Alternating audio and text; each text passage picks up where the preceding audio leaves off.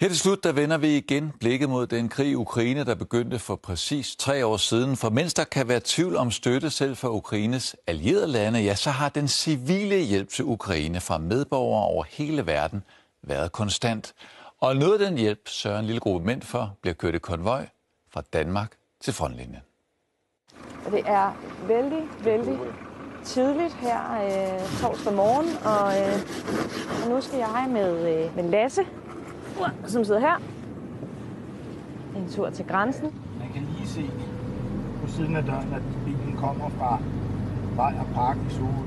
Lasse kører bil nummer 500 fra organisationen Biler til Ukraine, hvor chaufførerne selv indsamler penge til en bil og leverer den. Og Lasse, Mathilde kører bagerst, og Lasse er udstyret med walkie-talkie. Vi giver mulighed for, at man som almindelig dansker er med til at samle penge ind til en bil, at man sætter sig ind i bilen, og at man kører fysisk den bil fra Danmark, igennem Tyskland, igennem Polen, over en grænse, igennem Ukraine, helt frem til Kiev. Det er ukrainsk gifte Jesper Lindholt, der har startet det hele.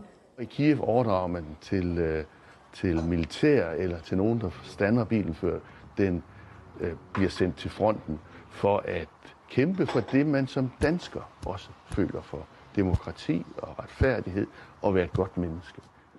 Thank you for your help. Thank you. We really appreciate it. Thank you. På dag 3 er der samlinger og ceremoni i hovedstaden Kiev. Det er noget stærkt noget at være med i. Din lille historie ikke, er en del af en stor historie, ikke? Og det er jo, altså er det 3. verdenskrig, det er der nogen, der siger. At være med på den rigtige side. Når du sidder med dine børnebørn på et eller andet tidspunkt, hvad gjorde du, far? Det er der mange, der er glade for at kunne svare rigtigt. Ключик. Медаль 200. Скажи. Herude i Donbass får bataljonschef nøglerne, og bilen fra Sorø har tilbagelagt 2.500 kilometer for nu at styre direkte mod frontlinjen. Har du så lidt solskin på en